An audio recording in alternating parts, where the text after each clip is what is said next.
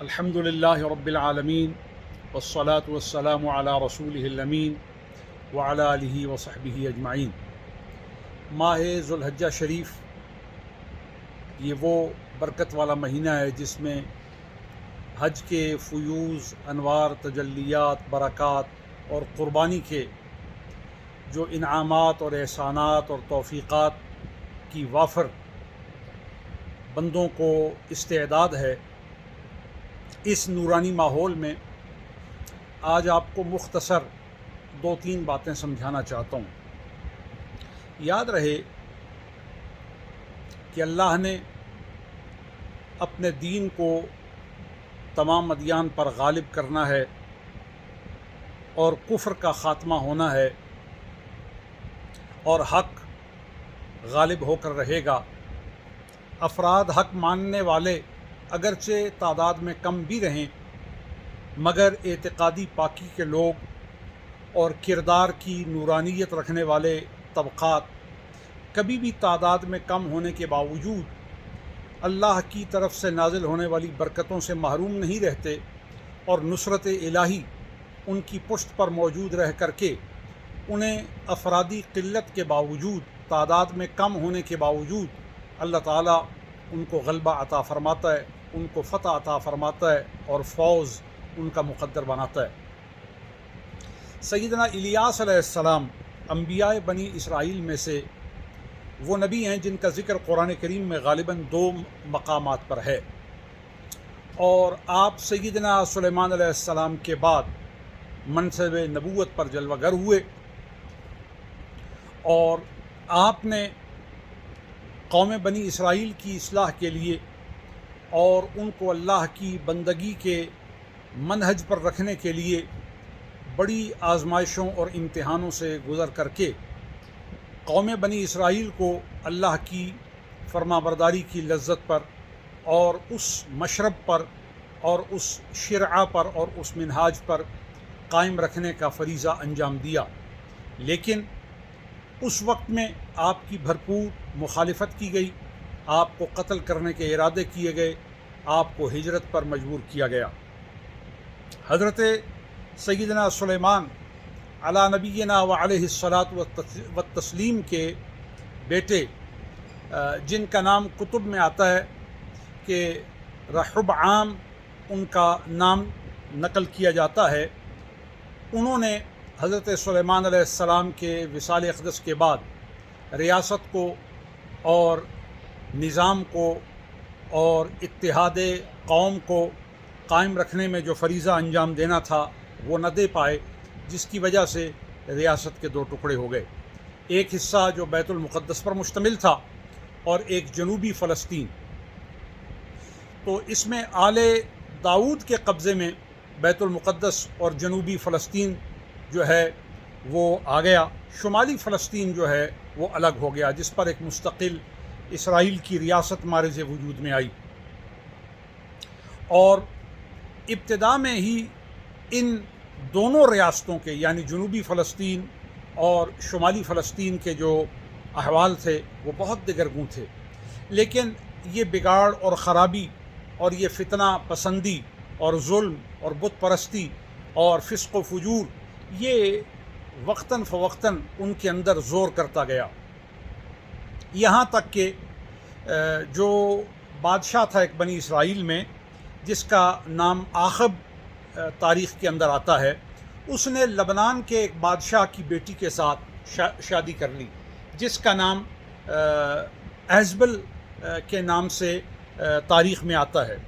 وہ بڑی مشرک اور بڑی اعتقادی طور پہ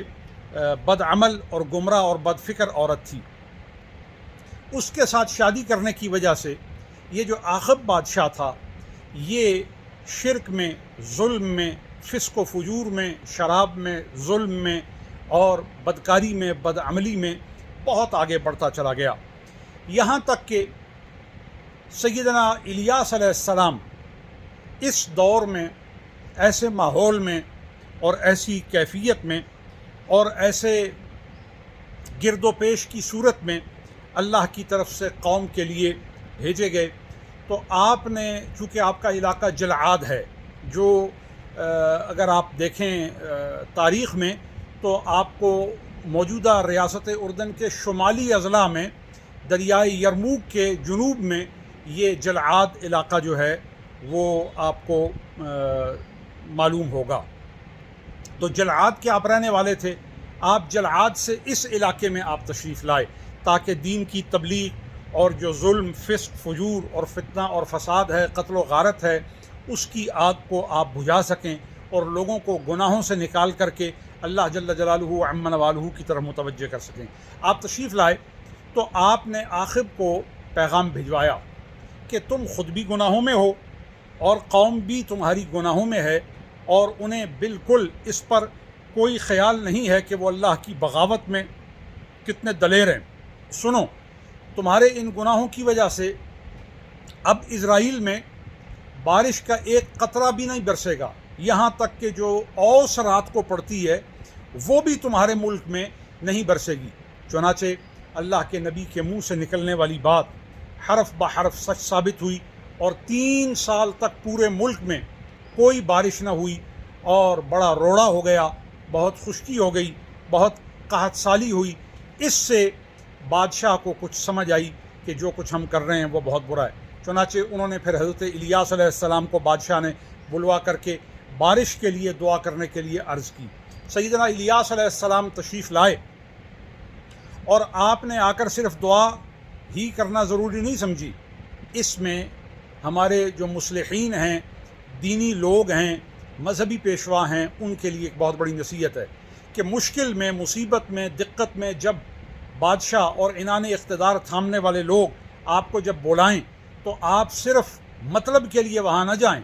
صرف ان کی ضرورت براری کے لیے وہاں نہ جائیں، صرف ان کی مقصد کی تکمیل کے لیے نہ جائیں۔ سیدنا الیاس علیہ السلام نے آ کر سب سے پہلے ان کو اللہ کی تبلیغ کی، انہیں شرک سے باز کیا، انہیں فسق و فجور پر تنبیہ کی، اور انہیں حق و ہدایت کی طرف متوجہ کیا، اور انہیں بتایا جو کام تم کر رہے ہو یہ اللہ کی بغاوت ہے اور اللہ کی ناراضگی کا موجب ہے، لہٰذا اس سے باز آؤ۔ آپ نے اس پر بادشاہ وقت کو کہا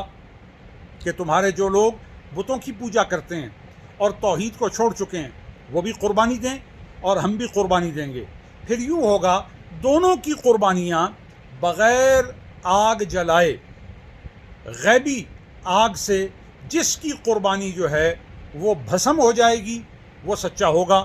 اور اسی کی دعوت برحق ہے۔ تو روایات میں آتا ہے کہ کوہ کارمل جو ہے اس پر 850 کے قریب مشرک اور سیدنا الیاس علیہ السلام قربانی کے اس ارادے کے ساتھ وہاں پہ مجمع عام میں مقابلے کے لیے جمع ہوئے،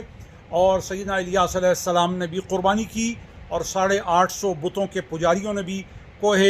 کارمل پر قربانی کی۔ تو اللہ کریم جل جلالہ عم نوالہ خالق و مالک کائنات نے سیدنا الیاس علیہ السلام کی قربانی کو قبول کیا، اور 850 جو بتوں کے پجاری تھے، توحید کے منکر تھے، نبیوں کے دشمن تھے، گستاخ تھے، فاسق تھے، فاجر تھے، گندے کردار والے تھے اور ناچنے والے تھے اور باریک اور بیہودہ لباس پہننے والے تھے اور جسموں کی نمائش کرنے والے مرد اور عورتیں تھیں، ان سب کو اللہ تعالیٰ نے شکست دی اور اپنے نبی کو عزتوں سے ہمکنار کیا، اور ان کے جھوٹے نظریات اور باطل نظریات کو نبی کے نظریات، تعلیمات اور ارشادات کے مقابلے میں خائب و خاسر ہونے کی صورت سے دوچار کر کے یہ بتا دیا کہ انبیاء کی دعوت ہی سچ ہے، انبیاء کی معیت ہی درست ہے، اور انبیاء سے تعلق قائم کرنے والے ہی دنیا اور آخرت میں خیر و برکت پاتے ہیں۔ چنانچہ جب یہ ثابت ہوا تو سیدنا الیاس علیہ السلام نے فرمایا یہ جتنے جھوٹے ہیں، جتنے بدکار ہیں، جتنے گندے کردار والے ہیں، جتنے فحاشی پسند ہیں، جتنے اپنے لباسوں کی اور جسموں کی اور اپنے وجود کی نمائش کرنے والے ہیں، ان کے گندے وجود کو ختم کیا جائے۔ جب تک یہ گندا وجود ختم نہیں ہوگا رحمت اور برکت تمہیں حاصل نہیں ہوگی۔ جیسے ہی ان لوگوں کو ختم کیا گیا اور دوبارہ حق کی طرف رجوع کیا گیا تو خالق و مالک کائنات نے پورے ملک کو اپنی نعمت سے، بارش سے، کرم سے، فضل سے، احسان سے، رزق سے، عزت سے، سکون سے مالا مال فرما دیا۔ تو پتہ یہ چلا کہ جب تک آپ اللہ کی طرف متوجہ نہیں ہوں گے، اللہ کے فرما بردار نہیں ہوں گے، آپ کو عزت، آپ کو سکون، دل کا اطمینان اور ذہن کے اندر راحت اور طبیعت کے اندر صحت اور تمام رسوائیوں سے بچنے کی تدبیر آپ کو حاصل نہیں ہو سکتی جب تک آپ اللہ اور اس کے رسول کی طرف متوجہ نہیں ہوتے۔ اللہ تعالی ہم سب کو حق کی توفیق عطا کرے۔